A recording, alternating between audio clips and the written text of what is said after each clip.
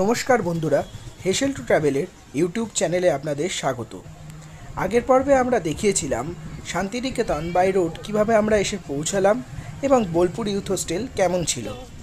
আজ এই পর্বে আপনাদের দেখাবো বিশ্বভারতী এবং শান্তিনিকেতনের আশেপাশের বেশ কিছু সুন্দর দেখার জায়গা। তাহলে চলুন ভিডিওটি শুরু করা যাক।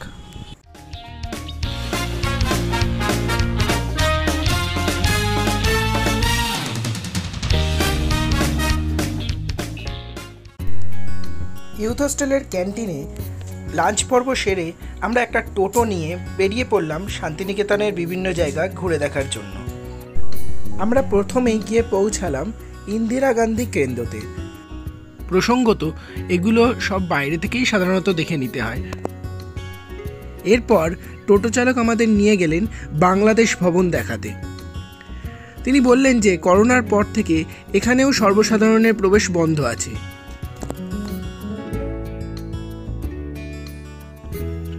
বাংলাদেশ ভবন দেখার পর আমরা টোটোতে বসেই বিশ্বভারতীর বিভিন্ন বিভাগ দেখতে দেখতে পৌঁছালাম মেলা প্রাঙ্গণে।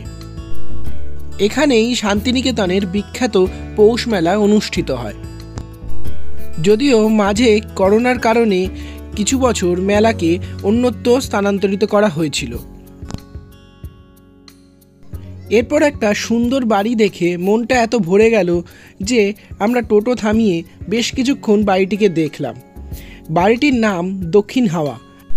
চারপাশে সুন্দর ফুল দিয়ে পরিবেষ্টিত সাজানো গোছানো বাড়িটি আমাদের বেশ ভালো লাগলো।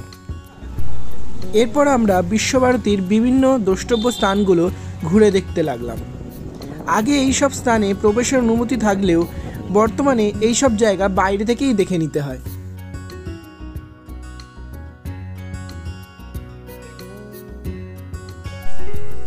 প্রথমেই আমরা দেখলাম কবিগুরুর পাঠশালা। এখানে কবিগুরু মুক্তাঙ্গনে ছাত্রদের পড়াতেন।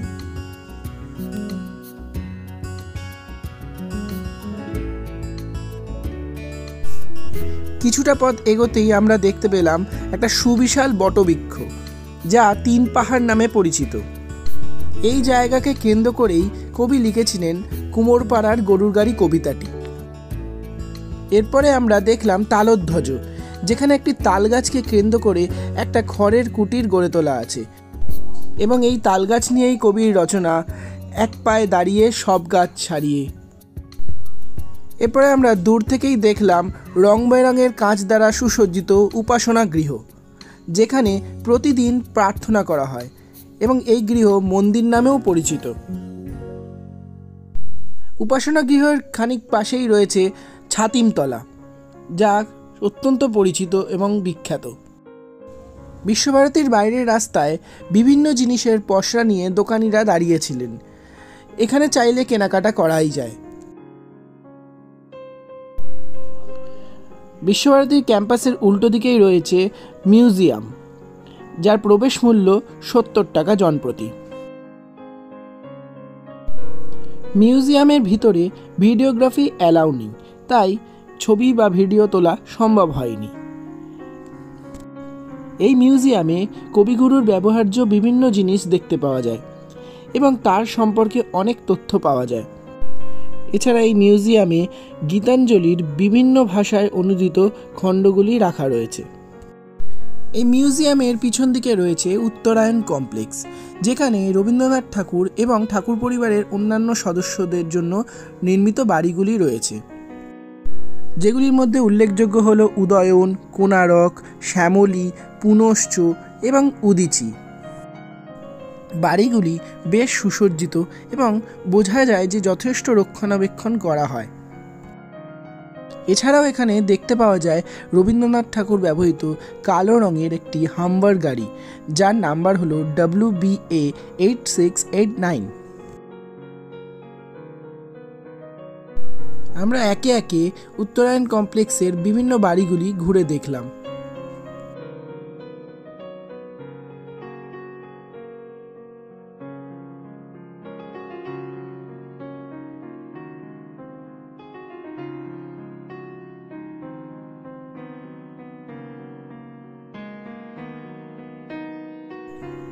এই উত্তরায়ণ কমপ্লেক্সের বাড়িগুলির চারপাশে রয়েছে একটা সুন্দর সাজানো গোছানো বাগান।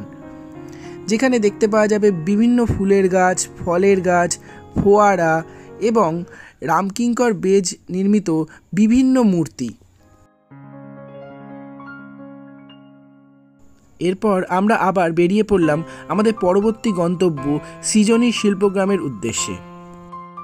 পথে একটা ইগলু আকৃতির শিল্পকর্ম আমরা দেখতে পেলাম, যা শান্তিনিকেতনের ছাত্রদের দ্বারা নির্মিত। এরপর আমরা পথে যেতে যেতেই দেখতে পেলাম রামকিঙ্কর বেজ নির্মিত একটি বিখ্যাত শিল্পকর্ম সাঁওতাল পরিবার।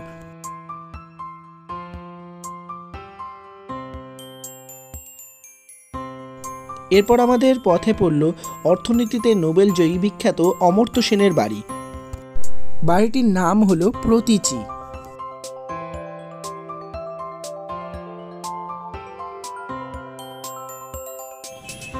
এরপর আমরা গিয়ে পৌঁছলাম সৃজনী শিল্পগ্রাম।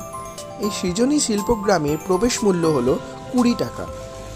এই সৃজনী শিল্পগ্রাম প্রায় 26 বিঘা জায়গা জুড়ে বিস্তৃত।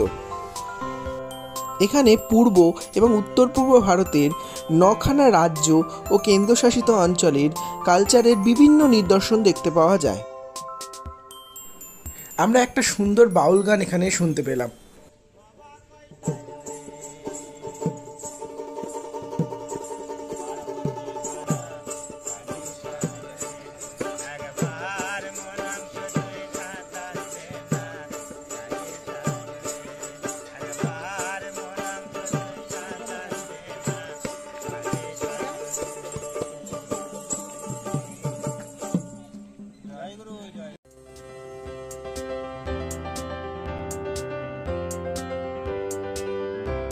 সৃজনী শিল্পগ্রামের বিভিন্ন জায়গায় ছড়িয়ে আছে বিভিন্ন শিল্পকর্মের নিদর্শন।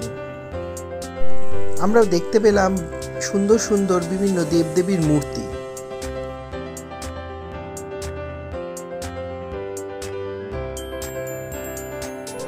এরপর আমরা প্রবেশ করলাম পুতুল ঘরে, যেখানে বিভিন্ন রাজ্যের পুতুল নাচে ব্যবহৃত পুতুল এবং মুখোশ প্রদর্শিত রয়েছে।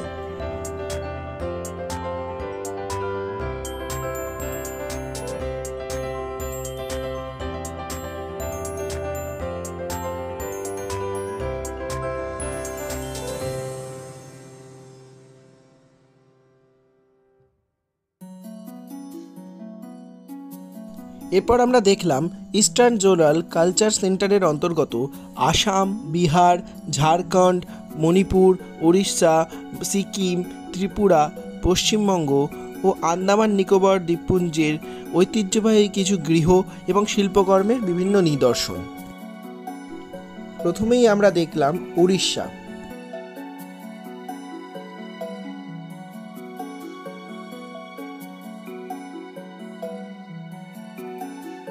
এখানে উড়িষ্যা রাজ্যের পারম্পরিক বিভিন্ন ঘরের নিদর্শন রয়েছে।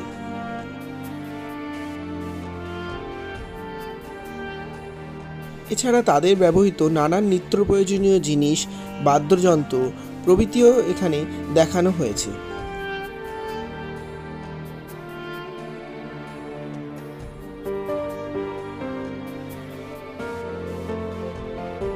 বাড়িগুলির পাশেই রয়েছে একটা সুন্দর জগন্নাথ মন্দির, যেটা উড়িষ্যার পরিচয় বহন করে।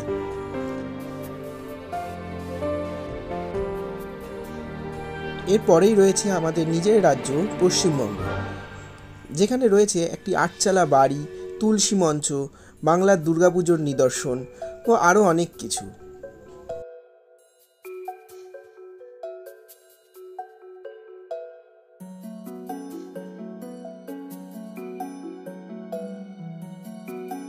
এখানে তুলে ধরা হয়েছে বাঁকুড়ার পোড়ামাটির শিল্প থেকে ডোকরা শিল্প এবং বিভিন্ন রকমের বাদ্যযন্ত্রের নিদর্শন।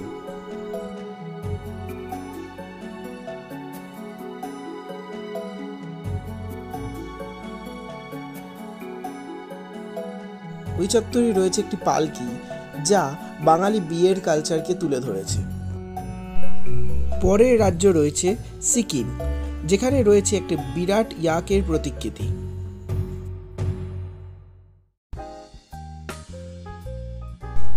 এছাড়াও রয়েছে সিকিমের আদলে বানানো বাড়ি এবং সে বাড়ির ভেতরে রয়েছে তাদের ব্যবহৃত নিত্য প্রয়োজনীয় জিনিস, পোশাক পরিচ্ছদ এবং বাদ্যযন্ত্র ইত্যাদি।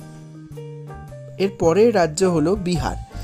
বাড়ির গায়ে আঁকা বিভিন্ন মধুবনী শিল্পকলা এই বিহারের নিদর্শন বহন করে।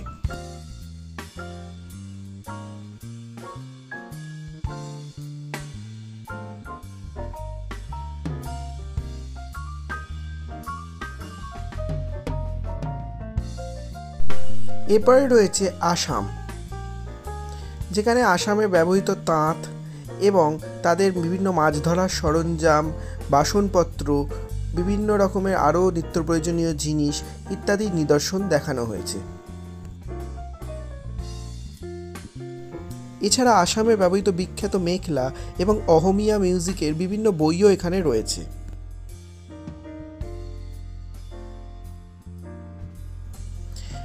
পরের রাজ্য এখানে দেখানো হয়েছে মণিপুর, যেখানে দেওয়ালে আঁকার মাধ্যমে এখানে মণিপুরের বিভিন্ন রীতিরেওয়াজ তুলে ধরা হয়েছে।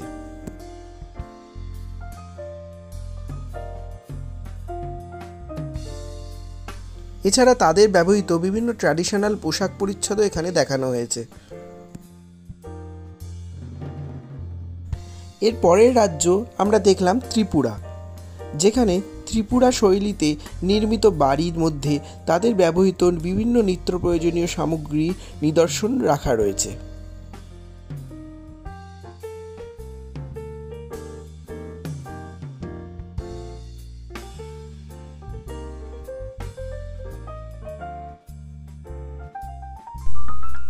এরপরে আমরা দেখলাম আন্দামান, যেখানে আন্দামানে ব্যবহৃত বিভিন্ন রকমের মাছ ধরার বোট থেকে শুরু করে তাদের বিভিন্ন জীবনধারাকে এখানে তুলে ধরা হয়েছে।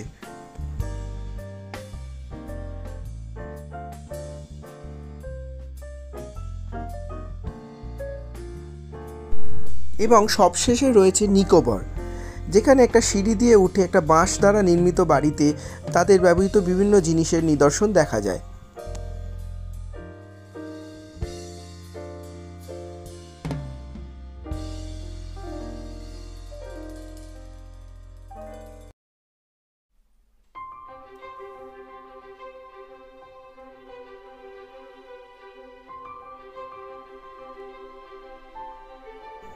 নিকোবরের এই বাড়িটি থেকে এই 9টি রাজ্যের বিভিন্ন বাড়ি যেগুলো আমরা ঘুরে দেখলাম সেগুলিকে সুন্দরভাবে দেখতে পাওয়া যায়। সৃজনী শিল্পগ্রামের ভেতরে একটা সুন্দর হাট রয়েছে, যেখানে বিভিন্ন জিনিস কিনতে পাওয়া যায়। এখানেই শেষ করছি এই ভিডিও।